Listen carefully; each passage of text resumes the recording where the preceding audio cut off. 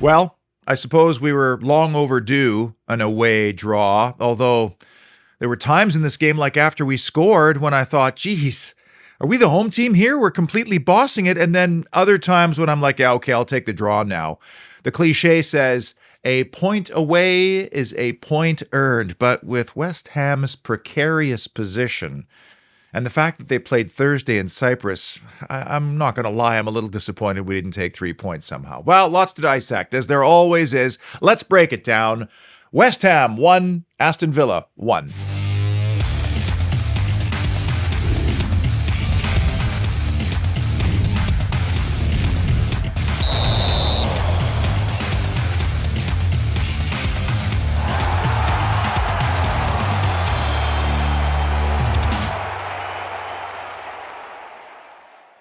And look who was back on correspondent duty. Samir himself wearing a stunning Umbro trackie from the past, because Villa was playing the Umbro team in the Umbro pajamas. And Samir's had an unbelievable record in 2023 away from home. Still undefeated when he's visited away. He wasn't at the Etihad. And I'm told that Samir, may not be able to attend some of the future away fixtures. So, hey, I know those guys. It's the Up the Villa lads. Look at that. Everybody was in the house at the London Stadium. As you make your way up the stairs, I feel like my home here in Canada is actually closer to the pitch than this stadium. I mean, the away section was so far away. Did you notice when Ollie Watkins scored, he was looking all over the stadium for where the away fans were because he couldn't find them anywhere? Anyway, Samir, thank you as always for your video, and for the noise, I'll let you enjoy the rest.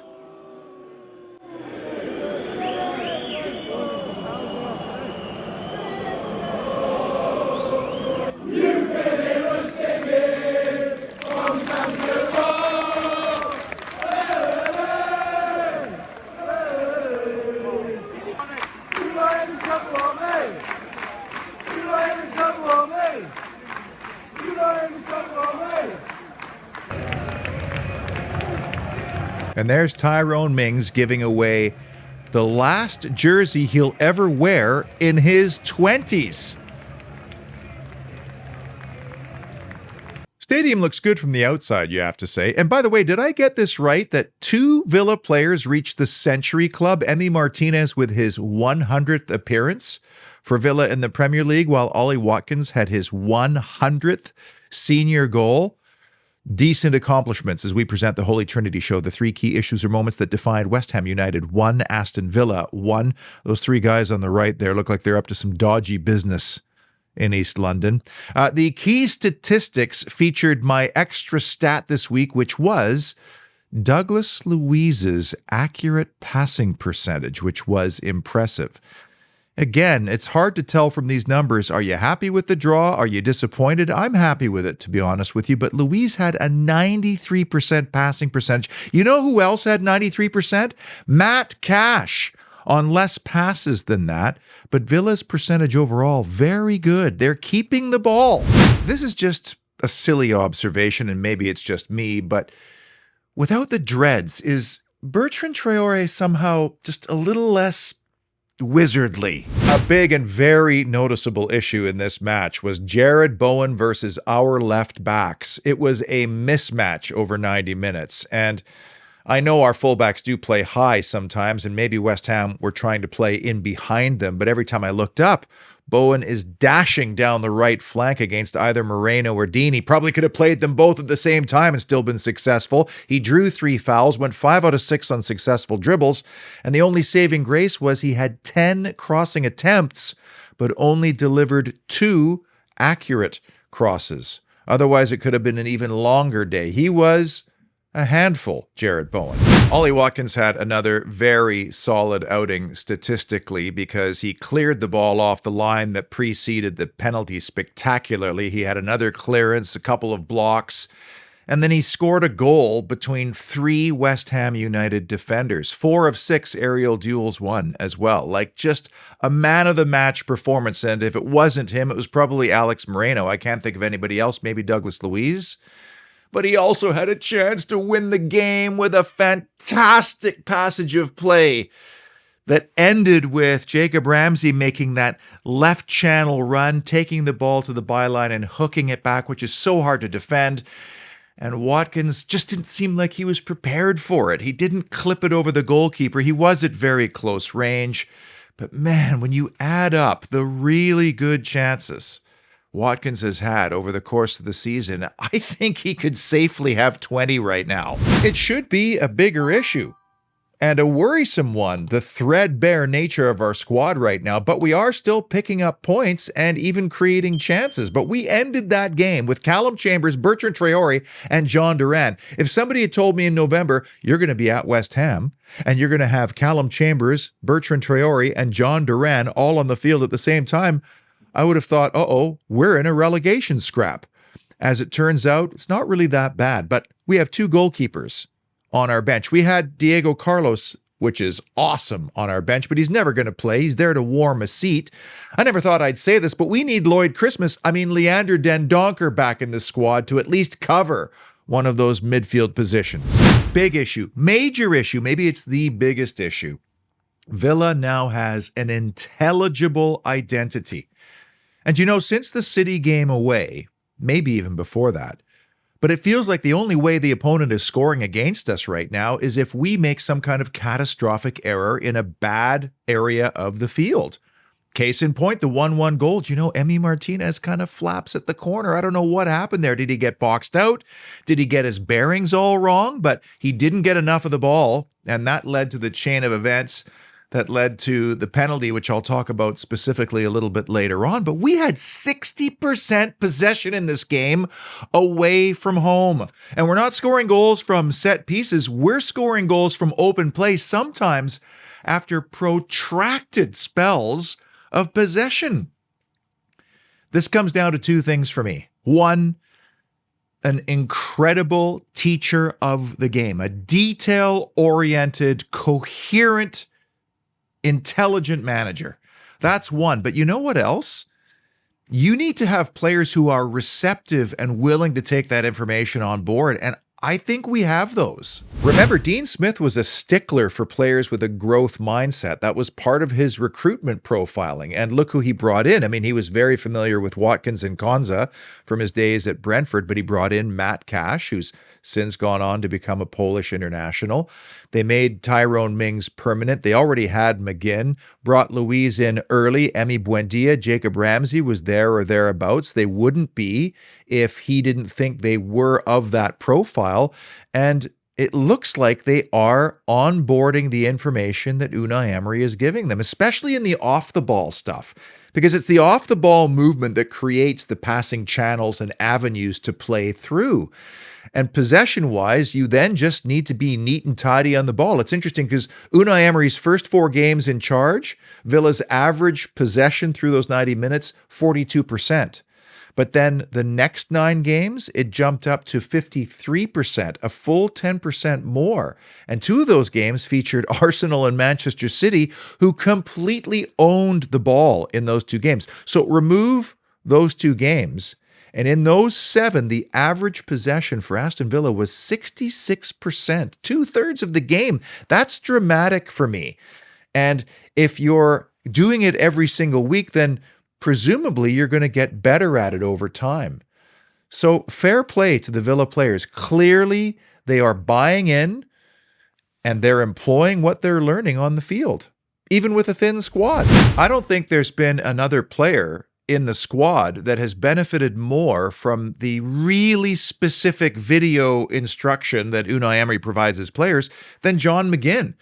I mean, McGinn was playing as a 10 or an advanced attacking type midfielder behind Ollie Watkins for the last couple of games. And then now he's been asked to revert back to whatever you want to call it, a 6 or an 8, but a deeper lying central midfielder. And, he did that rather seamlessly, frankly, even though he had a tough time getting a hold of the ball early in the game. And I think that's largely because, on paper, West Ham has a decent middle group, frankly, and a physical middle group. And then at the end of the game, he goes back to the 10, and he and Duran were the 2 in a 4-4-2 out of possession. And again, a very different kind of role, but McGinn glided from one to the next without seemingly any problems. And again, he had some influence in this game. Can you think of another player from the beginning of the season to now that has progressed as much as John McGinn? I can't. Just before I get to the top 3 biggest issues or moments of the West Ham United game, it was 60% last week. Now it's 70% on select items. The home and the away kits are getting blown out the door. Here's your chance to fill your boots. By the way, have you ever seen this before? This jacket is absolutely beautiful. So if you want something casual to wear out but still show your pride, this is 50% off right now. I've put a link in the description below. Use that link. You'll save yourself some money. It's not going to cost you more than if you went straight to the site, but you'll be supporting the show. Big issue number 3. Constant corner chaos. West Ham had 12 corners in this game. Every single one of them felt like a chore. And of course, the goal came as a result of seconds off the corner. I thought Emi Buendia was extremely lucky to not get called for pulling down Danny Ings as well, because that one was more obvious than the one against Tyrone Mings that earned Villa a penalty against Brentford earlier this season. The standard of officiating in this league is utterly horrendous. We'll talk about that later. But it felt to me like every single time there was a corner, we were getting outmatched physically. So I had a look. I literally went and I calculated the average height of both teams. West Ham's first half team averaged 6.0 feet.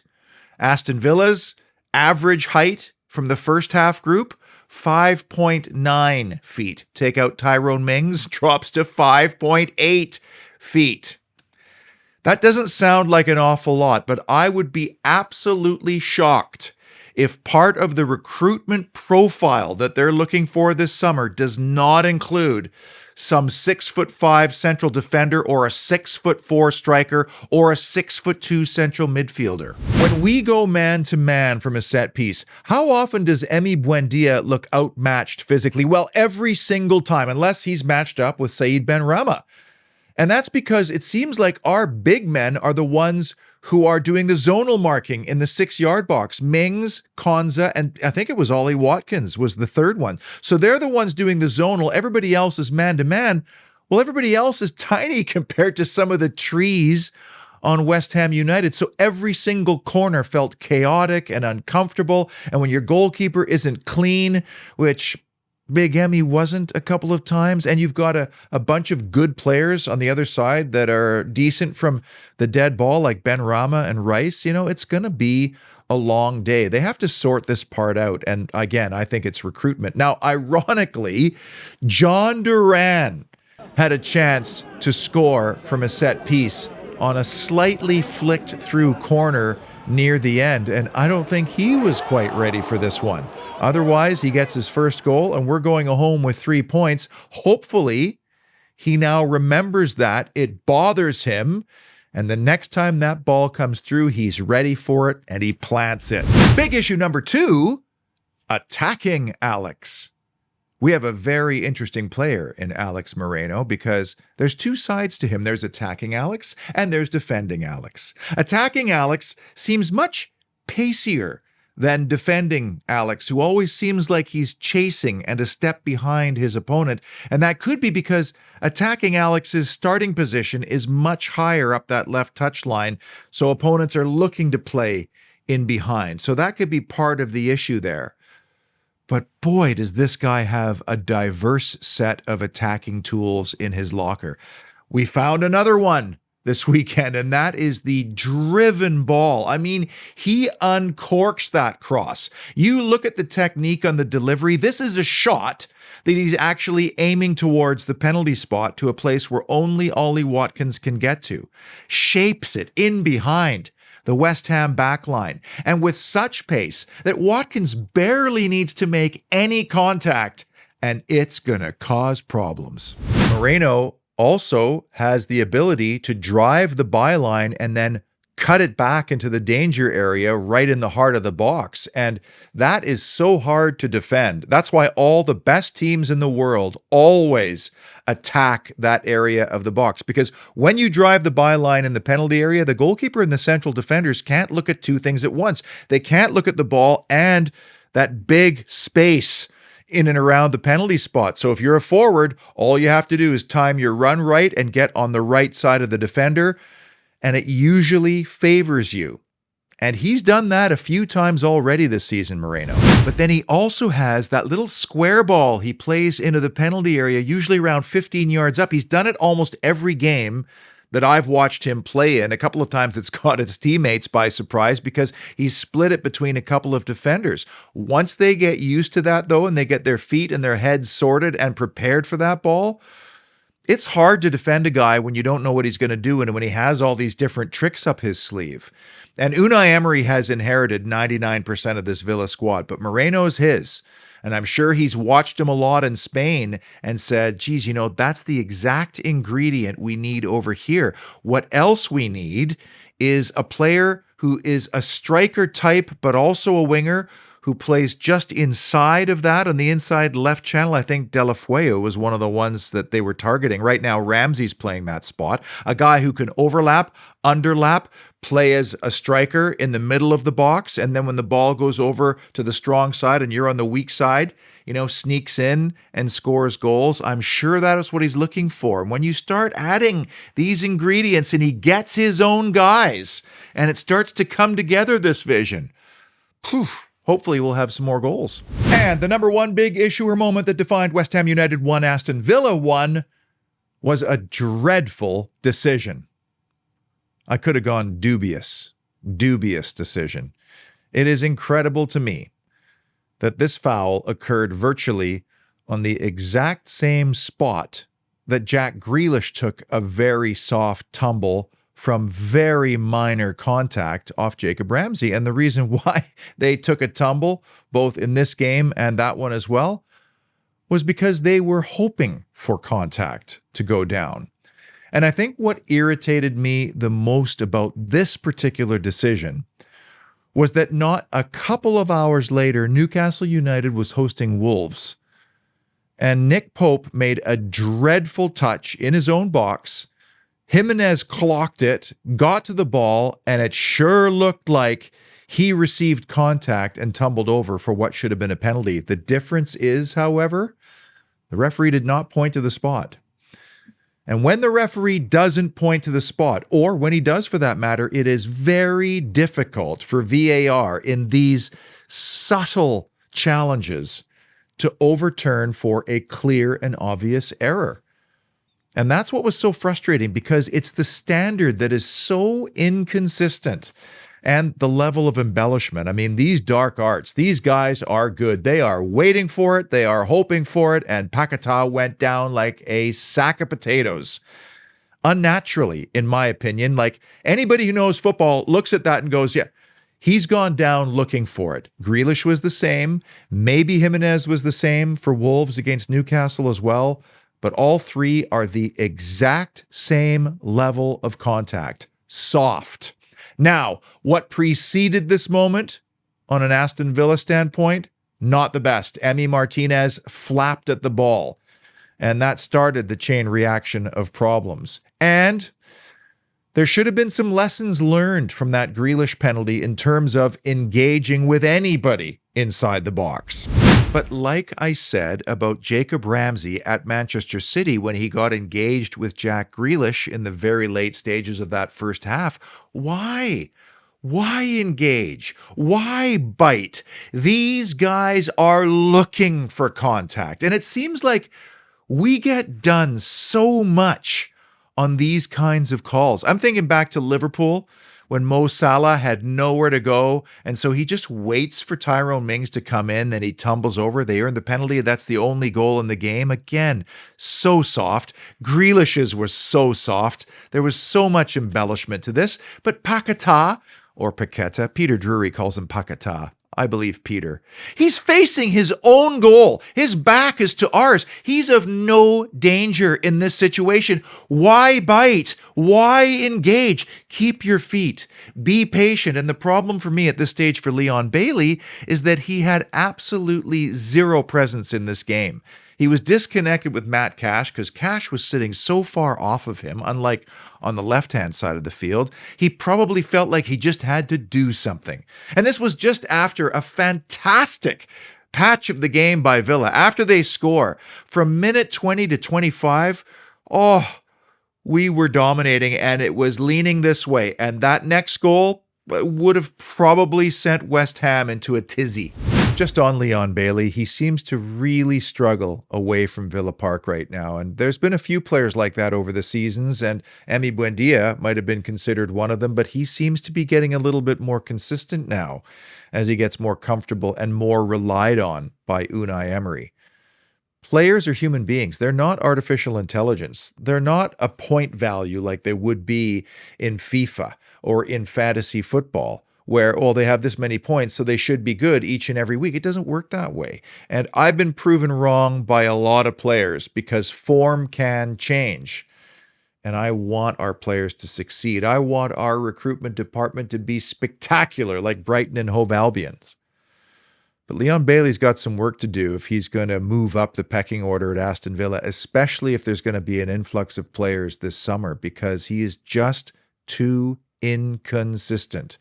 And the number one thing you need to be on a team that's vying for these places is dependable week in and week out. We'll put a bow on the West Ham United encounter by tallying up the points and categories we've been following for the last couple of seasons, including Villa's away form, which does gain a point. Ollie Watkins, another goal, very close to double digits. We conceded from a penalty, that is a set piece and a corner, -9 on the year. And against the bottom six, 17 out of a possible 27 points. Hard to believe that West Ham is a bottom six team still. Next up, Bournemouth at home, a game that absolutely terrifies me. I don't know what it is about the Cherries, but they've had our number ever since we returned to the Premier League. Remember, they were our home opener that year. We had lost to Spurs on opening weekend, but they were good signs. Everybody thought, all right, bring on Bournemouth for our home win. And then Tom Heaton gives away a diabolical penalty extremely early in the game. We fall behind 2-0. Douglas Luiz responds with a cracking goal, but it wasn't enough. We did end up surviving that season, of course. The Cherries did not. Thanks in part to that miraculous save by Orjan Nyland. But we have not beaten Bournemouth since Rudy Gested scored on opening day of the season that we were relegated.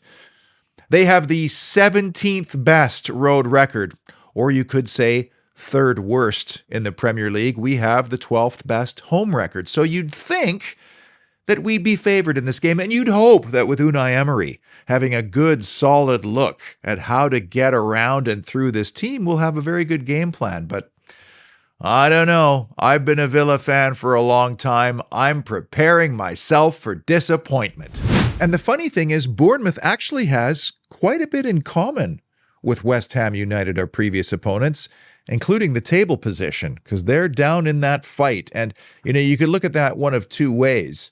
A team that's scrapping in the bottom can be a really difficult opponent. But listen, there's got to be a confidence issue. Otherwise, they wouldn't be there. What's it going to be on the day? My fear with Bournemouth is that a lot of those guys in that team have had success at Villa Park over the last couple of seasons. And that sometimes plays into the mind. It somehow gives you this weird confidence.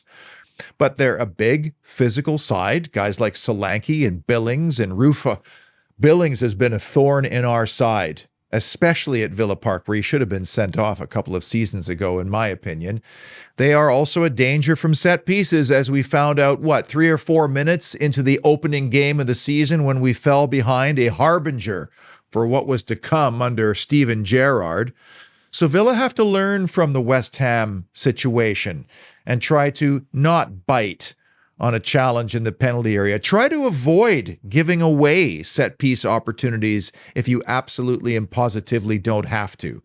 Not sure if Den Donker will be ready for this game. Sounds like he might be. Kamara probably not. And when does Diego Carlos first get back into this Villa side? The sooner the better, but nobody's going to rush it. Hopefully, fingers crossed, Villa somehow get into a situation where they're actually cruising against the Cherries and they can give Carlos some garbage time, 7 or 8 minutes at the end of this one. And although our winless run against West Ham United continues into next season, if the Hammers survive this season, which they probably should, I still take away a lot of positives from that game again, because we're seeing some consistent themes developing here that are very, very encouraging.